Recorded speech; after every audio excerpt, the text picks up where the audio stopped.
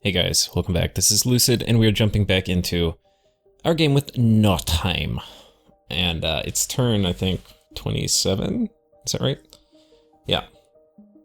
Turn 27. We're gonna talk about all this, but I'm gonna jump down to the fun part first. That way, all of you lazy bums who just want to see the fights, you can watch this. Holy shit, it's loud. You can watch this, and then you can be like, peace out. So, we killed one of the Hurin priests or whatever. And so he came back as a Maliqui. So he's over here. These guys did Communion Master, which I don't really get, because there's no Communion slaves.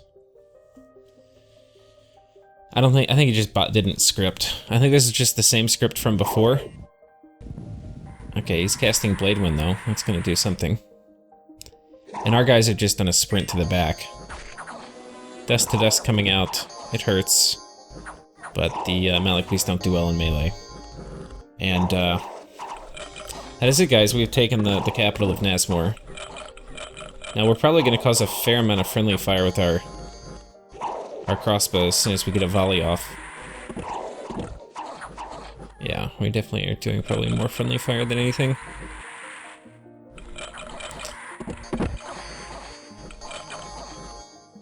Syllable of Death doing some work.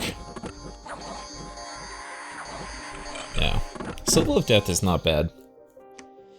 So we lost 25 chaff.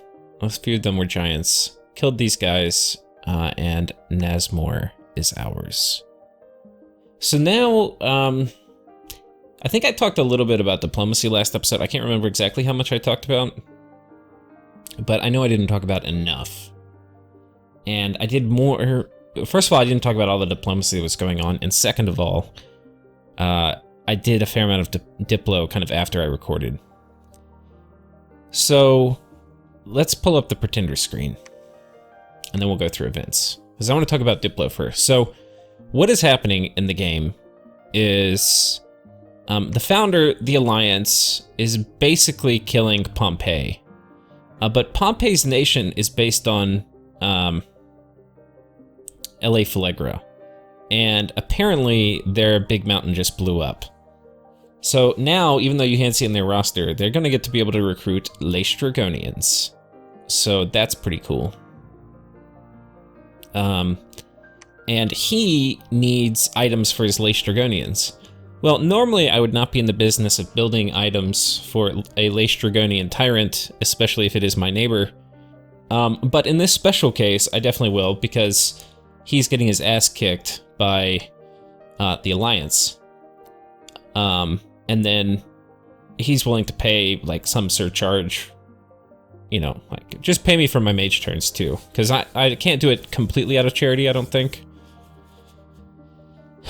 Because my mage turns are like super precious right now. I've got like each mage doing something pretty specific. So that's one thing that's kind of happening. Meanwhile, where's Magheim?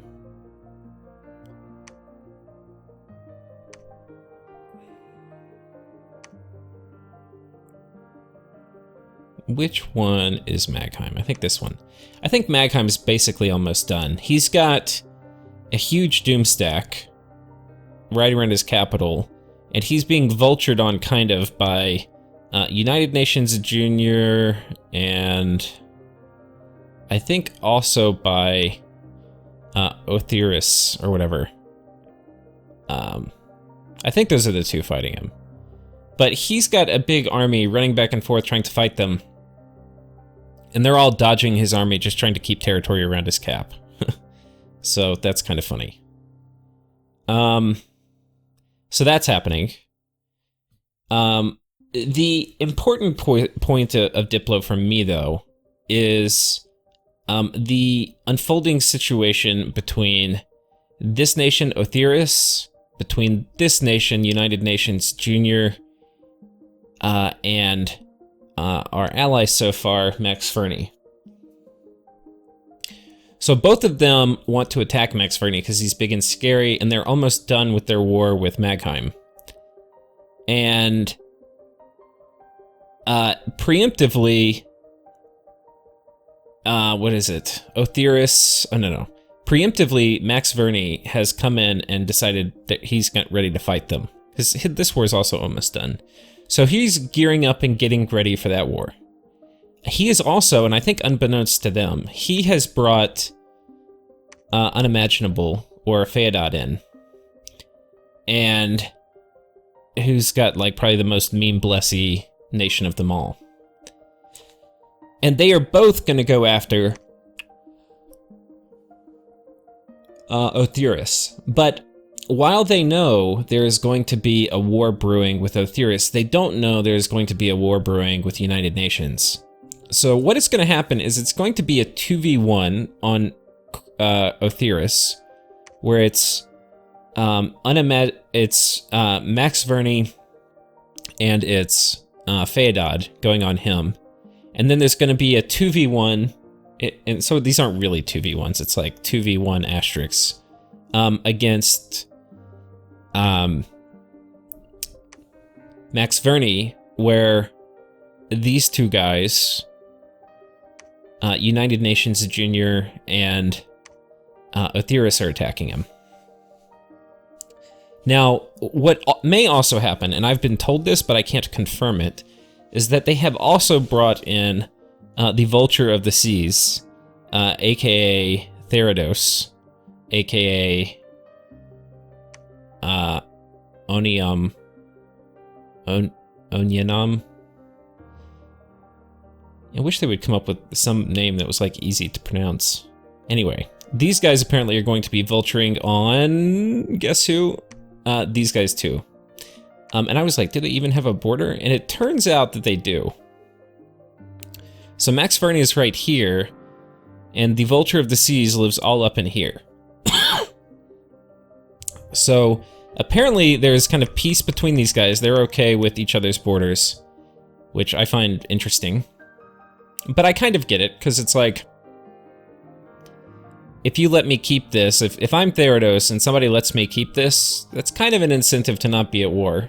Like, especially if they team up on a neighbor they share. So, anyway.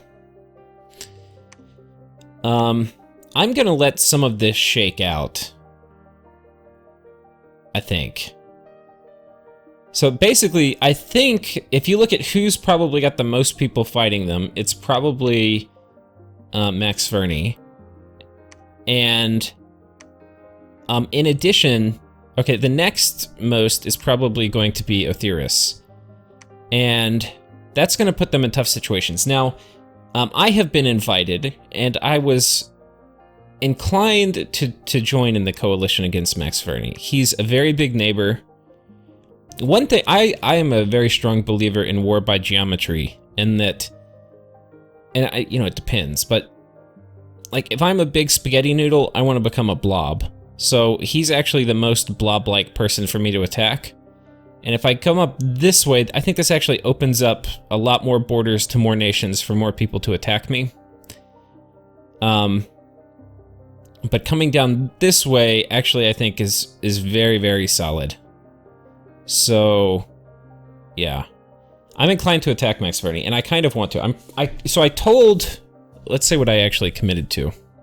And by committed, I mean, it's like loose Diplo committed. It's not like I'm definitely going to do it. But I told both Othyrus. So first I was like, I'm kind of on the fence. I don't really like doing 3v1s and 2v1s.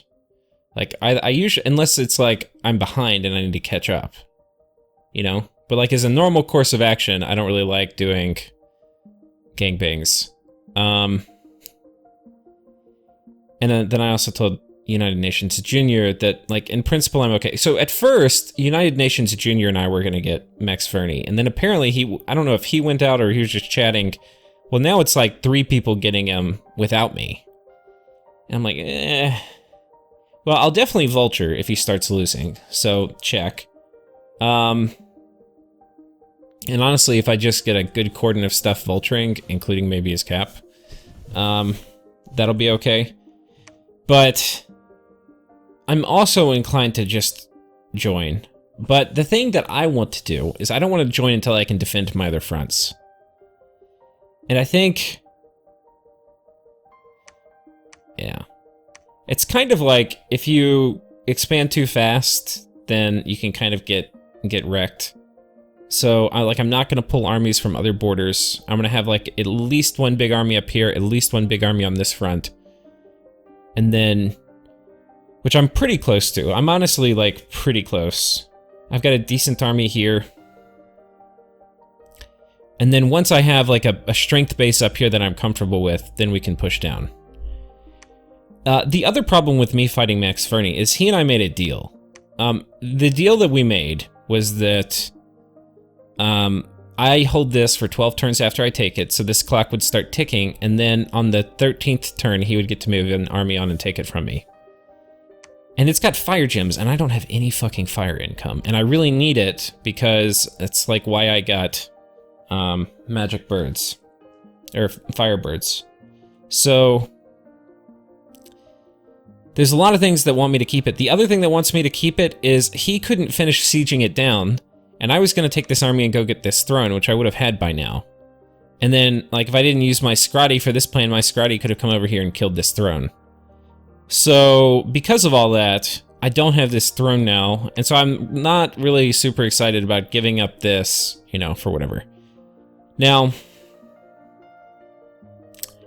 yeah, so I basically was like, dude, I'm not really into it, but I'm gonna stand by my deal. So if you want to do the deal, we can do the deal, but I just don't feel like the deal's very fair anymore.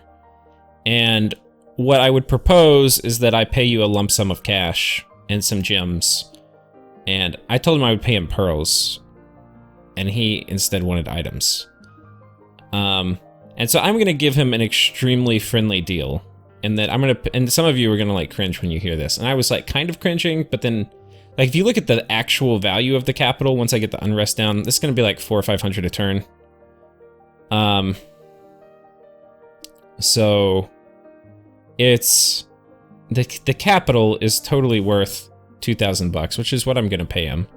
It'll pay that off in like 5 turns. So really, like, if you look at it, if I was gonna have it for 12, he was gonna have it after that. This is kind of like me giving it to him for 5 turns, and then it's giving 6 gems a turn, and 6 times 5 is 30. So I'm giving him 30 gems worth of items, and basically, I'm basically giving him 5 turns of ownership, which, on one hand, seems extremely generous because I did most of the work in taking it. But on the other hand, 5 turns of ownership isn't that much. So, he asked for it in terms of boosters, and I'm gonna give him, well, he wants a hammer and a robe of the sea. And this is somebody who I may be fighting soon. So normally you wouldn't do that. You can see I'm sending him 500 gold as the first payment. I'm gonna do 4 payments because I don't have 2,000 bucks I can just kind of write a check for. And then, yeah, then we're sending this, and then I'm done with the gem part of the payment. Now, why on earth would I ever give stuff to a player that I potentially may declare war on in like 3 or 4 turns? Like, it's very possible I send him the last check and a message that I'm ending my nap. Well, the first reason is that I made a deal, and this was more than even just a normal deal, because, like, if I tell you, like, hey, I may come to war, like, join you in a fight, that's not a trade, you know, it's us discussing options of what we might do. But if I say, if you do this, like, if you get off my capital, I will give you $500, right, or something, and then you do your part, I have to do my part. And I don't think... There's like community rules where if you, the only kinds of things that you will kind of get kicked out of the community for is if you're like, hey, I want to sell you a hammer for 15 earth. And they're like, okay, and they send you 15 earth and you don't send them a hammer. Like, you will be not allowed in games anymore after that. And this is not that circumstance, like, where I basically said, hey, I'm going to hold it for 12 turns, and then you take it, because, like, we didn't discuss what would happen if I declared war on him. Does that mean, like, I declare war on him everywhere else, but he can come and take this? You know, what does that mean? Does it mean I can let him take it for 1 turn, and then I can immediately take it back from him? Like, what does it mean? So, this is not in that camp, but it's in that vein. Like, we had a trade, we had an agreement, we had a deal. He was not in a position to take it. Like, he could not take it. Once his army died on top. But, we had kind of been talking, and we were like, you know, whoever... Like, I was like, look, if you take it, it's fine, but I don't want to deal with it if you take it. So whoever gets the attrition should get the reward. And he attacked it and killed the god and killed the big army. And so he did a fair amount of the attrition. And honestly, if that army was in there, plus the army that popped out the next, you know, that I had to fight the next turn, because if you remember, he had a big fight with the army. So there was an army that came up here, it came back to the capital. He fought the first army, which was the northern army here. Meanwhile, the southern army was coming up from behind. And I fought the southern army, and then I fought the army inside the fort. And then I killed it. And when I fought the army inside the fort, it was like attrition fest. We both suffered a lot. And then I killed it with Rig. So, all that to say, yeah, we're gonna follow through on our side of the deal. So what I wanted to do was make a deal to him that he felt was fair in context of our agreement, like, or without any threat of war, or like that, just pure and simple. He was like, okay, I'll take that deal. And crafting him effectively 2 boosters, a hammer and a booster, and then giving him 2,000 gold, especially when he's getting into a new war, probably seems like a pretty damn good deal for him. So anyway, I kind of wanted to explain that. I think I was kind of struggling with it because I don't really want to help somebody I'm probably going to fight soon. But I also didn't want to get in a fight with somebody that I already had this kind of weird agreement with. So this gets me out clean. I can now end my nap with him this turn if I want to. And anyway. So what else has happened that was kind of interesting? One thing is, this guy is going to be attacking Othyrus. And I know what he's going to do. Like, he's probably going to use these like how he took this throne here with the Milkwort. He's probably going to use Milkworts a lot. They're Baratos Milkworts, so they can cloud trapeze. And he's going to try to ruin basically the army stacks with Milkworts, because that's how you play Hinnom. That's probably how he's playing these guys. So I was asking Othyrus how he's going to deal with Milkworts, which is kind of funny because Othyrus has Milkworts too. And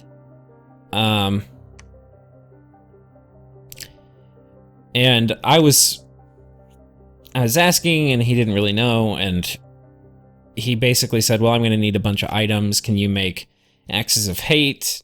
And I was like, well, I mean, I could, but I'm not Construction 6. And so then he had some items he wanted me to make. Well, I basically suggested these. If you can't do Axes of Hate to knock him out, then you just do... have I sent them yet? Yeah. An Eye Catcher, a Dusk Dagger, and then a Ring of the Warrior. So these items are going to him. I need to check and make sure... I think, let's take a look. I'll be able to tell from the payments. The payments I got from him is he's paying me 11 gems total for per item for each of the 10 gem items. So that is, this is for the Dusk Dagger, he gets 11, or I get 11, and then also for the, 11 gems for the dagger, 11 gems for the Eye Catcher, and then he was supposed to send me more stuff.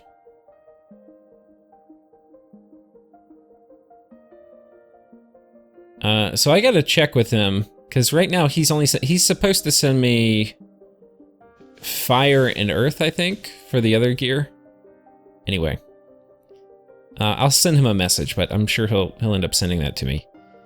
So, yeah, he's gonna send me a few, like 10 more gems. Now Pompeii, we're helping kit out his tyrant. And I have not built the gear for him yet, so I have to build it this turn. But he sent me 28 nature gems. The gear he is going to need for it is a vine shield. This is mostly to kill Zedaeans. So he wants a vine shield. And honestly, yeah, oh, I don't have 6, but I think a Sculptata Volturnus is probably better if they don't have shock resistance, but they may have shock resistance. He wants that, and then he wants a Ring of Regeneration, and then he wants a Anti-Magic Amulet, and let me check what else. Oh, that's it. So he's actually kind of overpaying. I might send him some of the, well, he's kind of overpaying. He's being a good trading partner. I might send him something for free.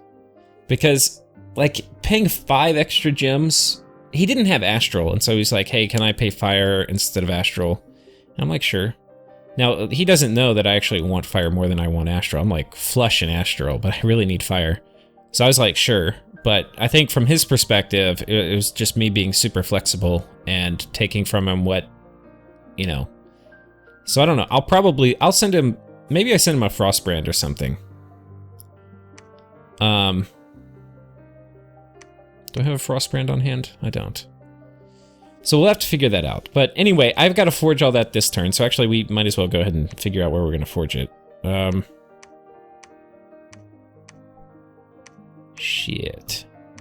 I better have a Nature Mage flying around somewhere.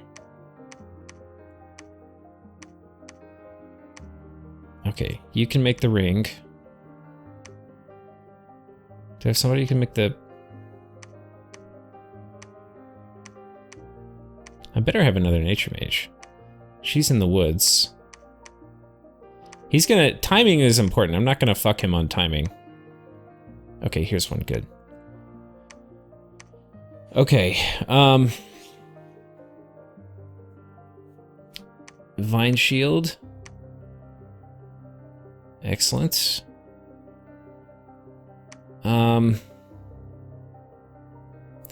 Keeping these going. I think I took the hammer off this guy who was my... He was forging Scrotty gear.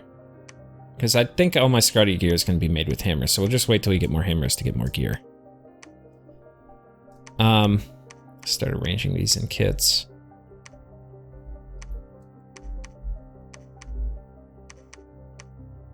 Maybe I can get them in the actual... This would be a helmet slot. Foot, miscellaneous, boom.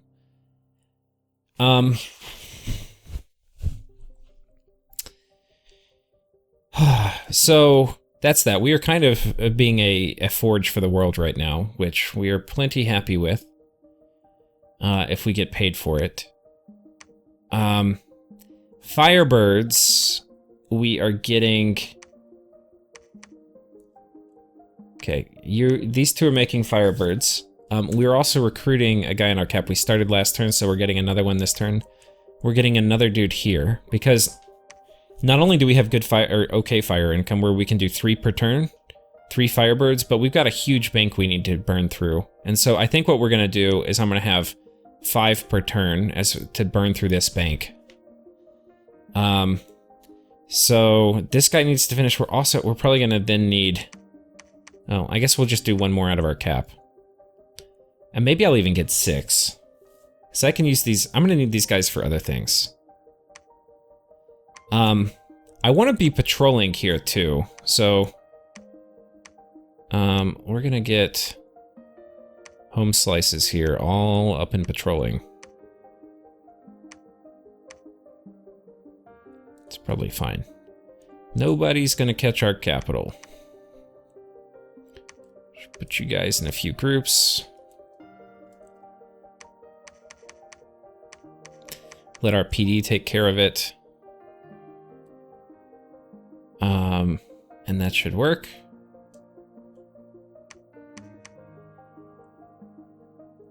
No looking in our capital. Was there a battle here we missed? No. Where's Magheim? I wonder if we can see that. I do want to watch the last battles at Magheim. I feel like it must be over here somewhere.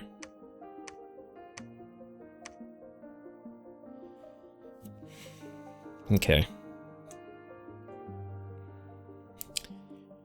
So, there's not actually a lot of corpses here, which makes all these guys very sad, but they can research. I need to put a lab up, a temple up. I mean, I need to do a lot of stuff. Let's be completely real about it.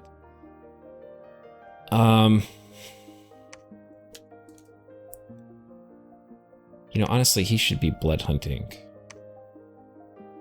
Should he be blood hunting here or here? Or here? Or here? This is a blood hunting province.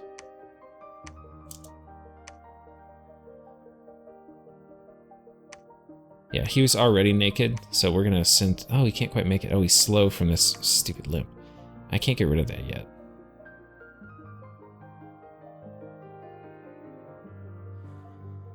When it's winter, we need to remember to turn all our guys into werewolf form so they don't get old.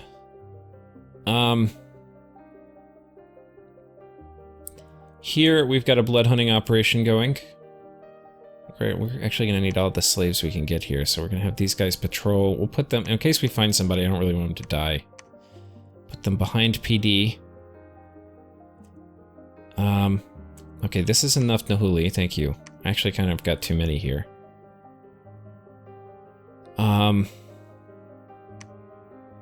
Wait, one of these guys was probably going to sight... Okay, you can sight search. Well...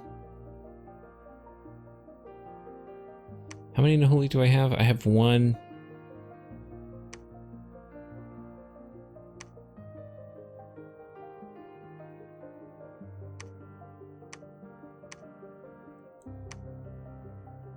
Let's go ahead and start shuffling people across here. Oh, we got an Earth too. All right, you were off hammer duty.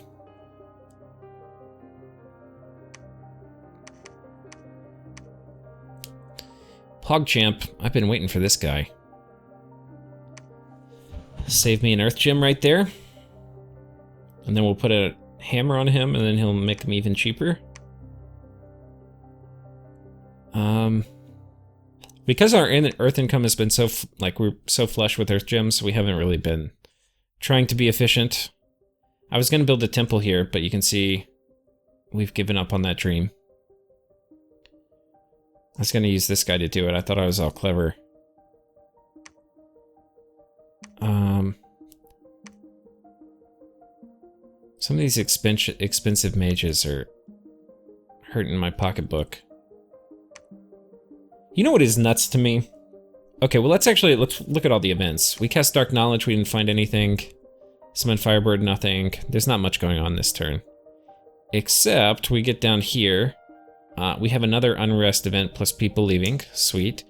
Then we have 27 unrest and Dominion -3. Nice, thank you game. And then we have Earth Gems +4. Now part of this is from our Dominion. Look how bad our Dominion is. Look at this shit. This is like our Dominion's in 1, 2, 3, 4, 5, 6, 7, 8, 9, 10.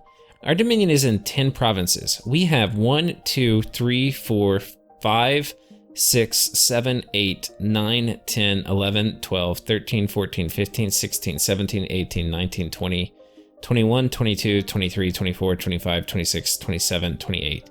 We have 28 provinces. It's in 11 of them. 11. What the fuck is going on? I've got my Dominion strength is 7, which is fine. I've got 8 temples. This is nuts. This is absolutely nuts. Absolutely nuts. Okay, actually, we need to get my... Speaking of spreading Dominion, we need to get you. I guess these guys are not really going to be an impediment, are they? Well, they might be, because we're going to put... Yeah, fuck this. You can sit here in the poison thing. I don't care.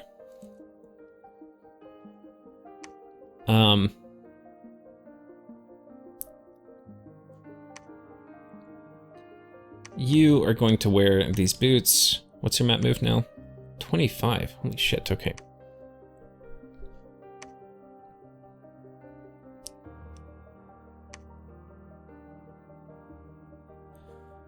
There we go. God, I wonder if I can make flying boots. That would be the shit. Because then that would actually save him. I think we're going to make some.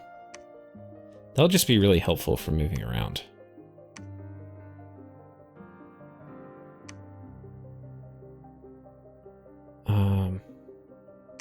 Since we're... You know what I think we're going to do? We'll hang tight on the alquill for a turn. Okay, and then we're going to use this hammer to make that. It's going to be better than alchemizing. Then what's going to happen, he can come here this turn. Next turn I can put fly boots on him. And he should be able to move over here with fly boots. I don't know if I can exactly tell, but like if I look at this guy's movement, for him to get over here, it's 18, which is about the same distance it's going to take for this guy to get from here to here. So I think we'll be able to do it. Those of you who don't know the hotkey, it's Control M. You can see the little movement, and you can do it generically. Like it's like, hey, general movement. If you have no special modifiers to go from here to here, it's 29. But then if you select a special unit, you can see, like for this guy, he's flying, so it's not going to take him that long, right? So it's like 26 in general, but for him it's 13. So kind of cool.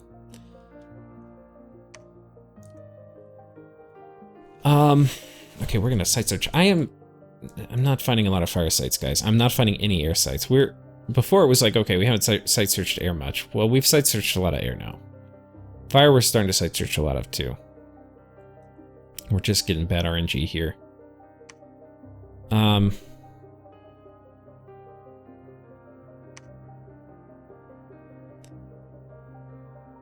Well, let's see. Okay, these guys are researching. You are sneaking up here.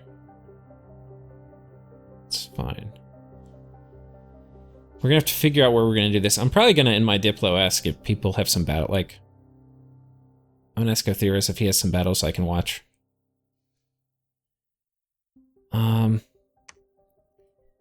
We've got to get our Dominion spread. I think it's actually so bad now that I actually need to... Like, I kind of want to stop getting mages to get... Like, we should put a temple here.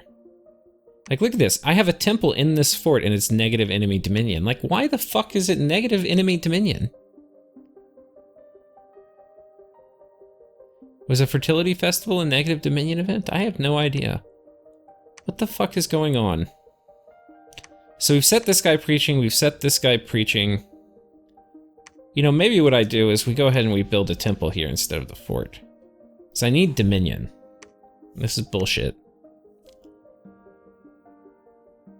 And maybe if I just... We need enough to get up to the next threshold. I'm at 8 temples. I need to build 2 temples this turn. So I don't care. Come hell or high water, we're building 2 temples. I need to build a temple here. So we're going to turn off recruitment. And we are a little overbuilt right now. But part of this is because we're still doing infrastructure, so we need money for infrastructure. And part of it, we're overbuilt because we should be able to support this much because we have good scales. But our scales aren't getting fucking used because we don't have dominion anywhere. So we're in like a vicious cycle, which I don't know how we're in it because I built a ton of temples already. Like, people must have really high dominion. That's the only thing that can explain it to me. Okay, we need to get rid of the unrest. So what we're going to do to solve this problem is we're going to have one of the guys here patrol with as many undead as we can find. Like so. And, let's give you guys bodyguards, because why not?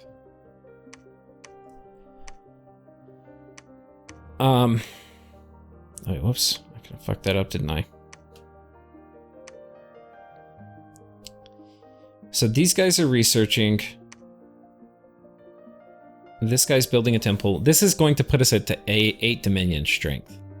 And 2 more temples. If we can't...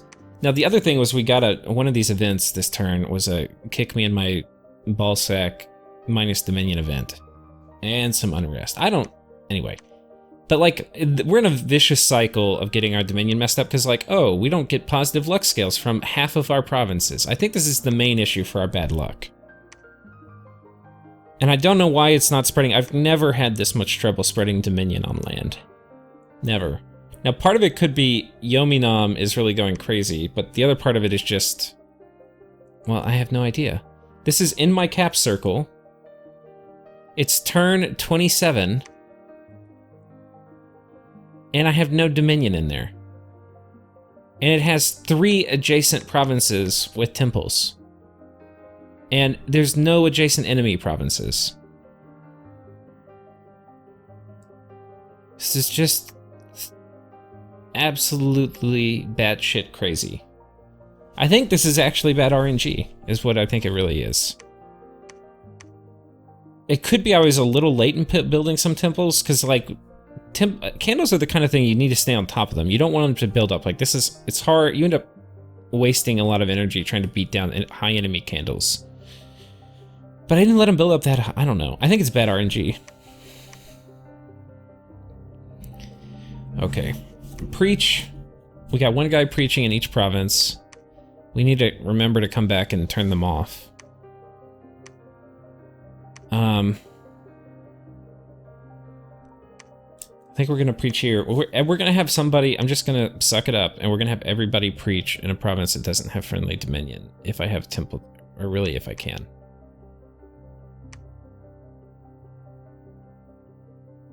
Let's go ahead and get 12, 13. If you preach. It's going to kill my fucking research. My research is already bad. 913, it jumped up a lot. Did I already put my... No. Oh, we still have to talk about the fun part, which is this battle. Let's go ahead and do that. So we're going to take the throne. I did my little window spell to see what's up here. Turns out there's a lava lake, but there is no sign that he's going to take it. Now, it is possible that his crew that took this, because this he only took recently, came here. And after taking and securing this, or this, he's going to make his way down here and take it.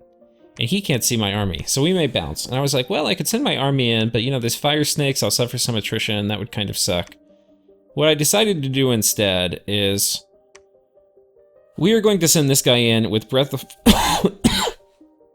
Breath of Winter, Quicken Self, as well as a Nahuli. And at first I was going to have the Nahuli retreat and them going alone, and then I was like, well... I have no idea what he's going to bring in from here to here. And he could be a Phoenix Pyre tyrant with good gear, and then he would die. And I'm like, well, if that's the case, let's bring the Goon Squad behind him. So why don't I just do the army and not do these guys? Well, because I'm like, Fire Snakes are going to kill a lot of my army, and this is experience that I'm wasting if I just send it to my army. Like, it's just going to cause attrition, and I'm not going to get experience. But if I do these guys, and they attack on turn 2, everybody's on hold and attack, this guy is going to go zip in with Quicken Self, and probably get about half the kills. And take a ton of the attrition. And meanwhile, these guys are going to just percolate in the back and make sure everything goes fine. Or that's how I see it going. And then we can do Regeneration Enlarge, Bark Skin spells. Because I've got the army, I don't need to script this guy to retreat, which means I don't have to worry as much about him dying. Because, like, my last turkey died in retreat down here. So, yeah, that's a good thing. Yeah, we're going to figure out that. Here, we are going to start patrolling.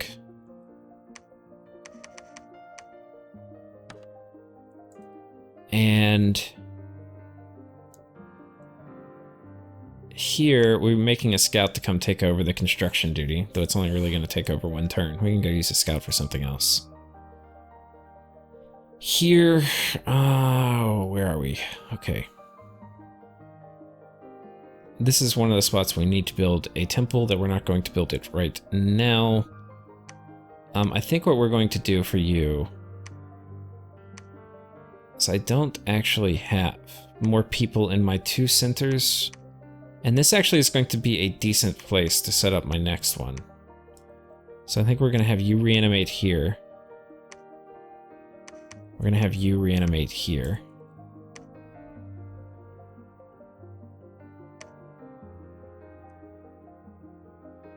Okay, and then we've just got this guy left. So we're basically done with the turn. I've sent off most of the stuff I need to make. Oh, I haven't forged all the stuff I need to make also. And this one we're not going to use a hammer for because I don't really care about pearls at the moment, but I need to make an amulet of anti-magic. So the next turn I'm going to be able to send, I think... Okay, wait, let's double check on production because I don't want to screw this guy by sending it to him late. An amulet of anti-magic, a vine shield. I need to make sure I know where my ring of reach is getting made.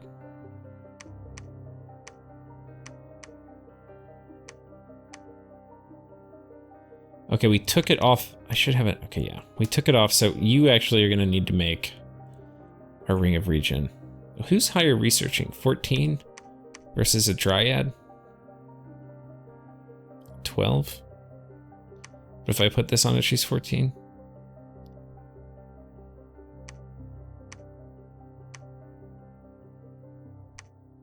So it doesn't matter. We'll just have you do it. We'll change shape.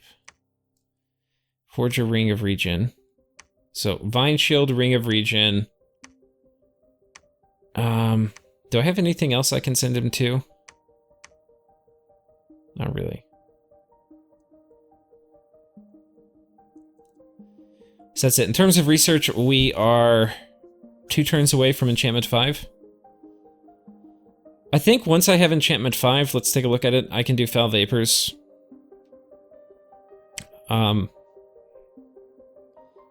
I'm not sure the way I want to do it. I probably will actually do it with the Crystal Matrix on a Dryad. I could do it with the Scrotty, but I have enough Earth and Astral that I'd rather not use a Scrotty for that job.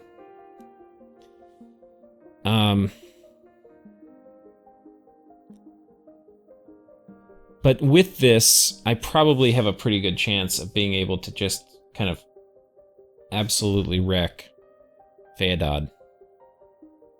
Or not Feodad, Max Verni if I choose to attack him.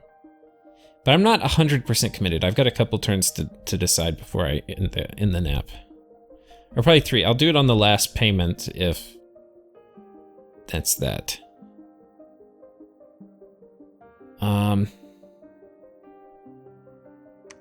I could use... Oh, I don't have a lot of air gems. Watchers are actually okay for blood hunting. If only my Air 4 site searchers found anything. Holy shit. Yeah, and Horde of Skeletons, so... A lot of the stuff we need actually is going to be here. We're going to get Grip of Winter here. We're going to get Arrowfend here. Both of these are really, really good. I think, especially versus like Van Heers, I don't know about versus Melkort. I don't think... Let's do the math real quick. Let's figure out how good these guys are going to be versus Melkorts. Now, they can do Arrowfend, which will make them suck, but if they're still doing, you know, a fair amount of damage, Arrowfend's not going to completely wreck it. So, we can do Strength of Giants on these guys, which, let's say that's going to give them... It's going to add a third and it rounds up, I think, or maybe it rounds down. We can probably figure it out which way it rounds. So a third of 12 is... I mean, a third of 11 is 3 and 2/3. This is a 12 damage attack, and it has 3 added to it, so it rounds down. So actually with Strength 11, Strength of Giants is going to give a +2 bonus. So these are going to be 17 damage. And then if we say versus Melkort, that has, let's say, 35 protection, because it's the Earth random, that's going to be cut in half. And this isn't, we're just going to ignore the shield for now. I mean, the shield is going to be a problem, but that'll be cut in half. So that is now 17 damage. Well, 1 second, let me... And then 17 will be, well, 1 second. Let me pause out, just calculate it. Okay, so it's 35 if that's what his protection is, times 0.4, and that because we're taking into account the piercing and the armor piercing. And if we do that, then his effective protection is 14. So that is a pretty steep reduction. And then with effective protection 14, and us having doing 17 damage, which is what this would be, we'd be doing on average 3 a hit, which would be pretty solid. The flaming arrows isn't really going to help. In fact, if I know I'm going to be fighting basically just a Melkwort, I probably wouldn't do that. But you have 100 of these guys firing, and all of a sudden that 3, you know, if 10% of them hit, it's 30 damage. That's not nothing. It's probably gonna... Every 3 rounds, it's probably gonna be more than he can regen, but... And if I have Aerofin so it doesn't kill my own guys, it could be pretty good. But I'm not really at critical mass of crossbows yet. And I don't know if I will be. I don't know how much crossbows... In my test games when I was playing against AI, I got way more crossbows.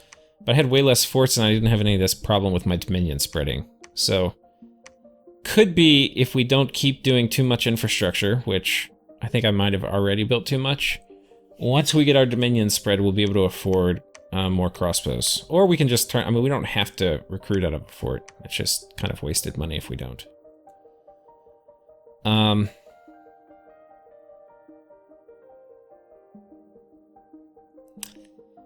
So, yeah, in terms of research, Enchantment 6 will be very good. We're going to get Aerofend, which is going to be really good. This actually is going to be really good if Yominam attacks me with like a horde of his Hellet stuff. Then we've got Eternal Pyre, which I can't cast. What are the things I can cast? Because I'm not that high in fire. Group of Winter, which is of course the main reason I'm going for this. Nobody around me really has a cold resistance.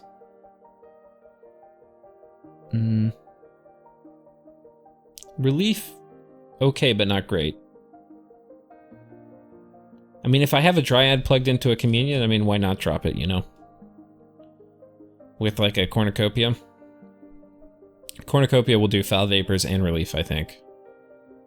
But she'll need a Thistle Mace, I think.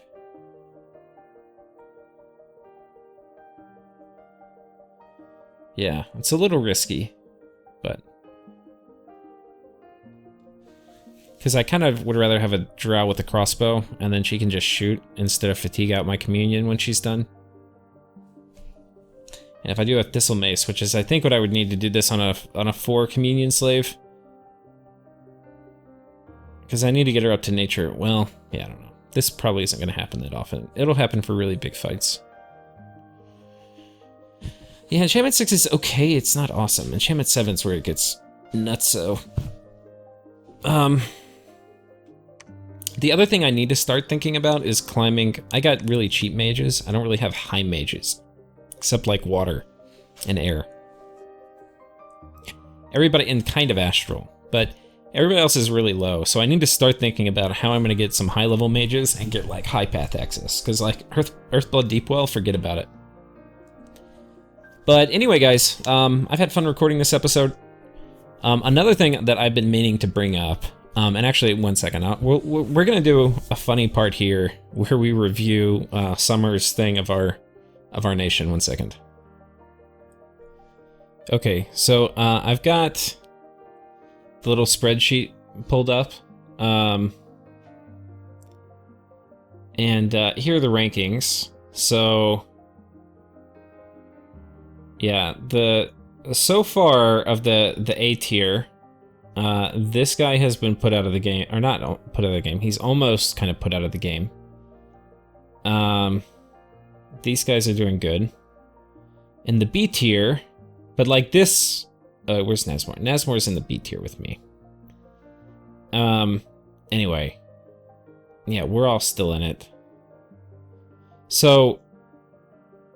Thaumaturge fueled giant skeletons. Scotty Sabbath batteries and thug options.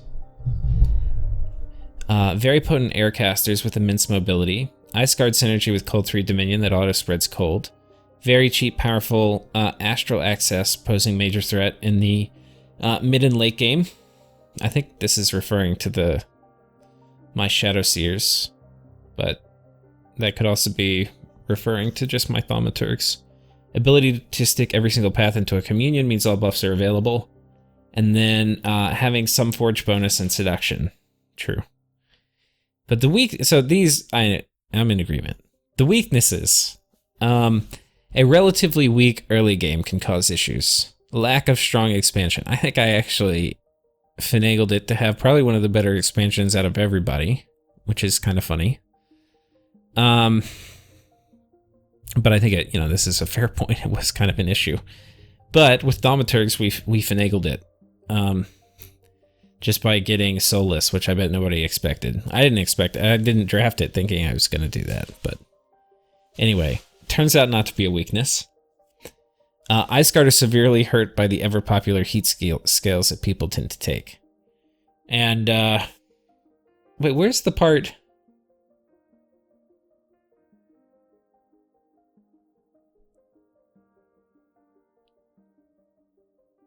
I swear to God he changed it.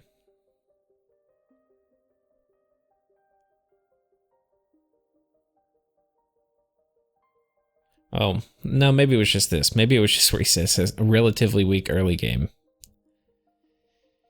Well, anyway, as you can see, we did not really have a very weak early game. We kind of came out kicking, but I guess relative to what I think our mid game should be, if I can ever get my Dominion spread, it will be kind of weak. But we are not going to take this lying down on the Dominion front. We are going to have people preaching in temples. At the expense of recruiting mages, we are going to build temples. We're going to claim this throne in 2 turns. We're going to put a temple in this fort we're building.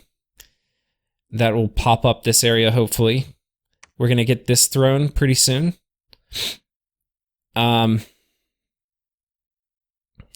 start building a fort there as soon as we take it. At the expense of possibly getting mages. We're going to get our Dominion crunk. Our Dominion's going to get out there. And once I have that behind me, because that's just something we have to pay. You know, we're in Dominion debt right now, and we have to get out of debt. So we just got to suck it up and pay it. It's going to mean not recruiting everywhere we can. It's going to mean no army troops, but fortunately we've got a ton of skeletons getting reanimated every turn. But we just got to do it. We got to do that, and then we'll be in good shape. So anyway, guys, thanks for watching. Tune in next time. I'm probably, now that we're out of this war, I'm probably not going to record next episode by itself. I'll probably go back to like 2 or 3 turns an episode until we go to war. Or until we're like ending our nap at least. So anyway, take care, guys.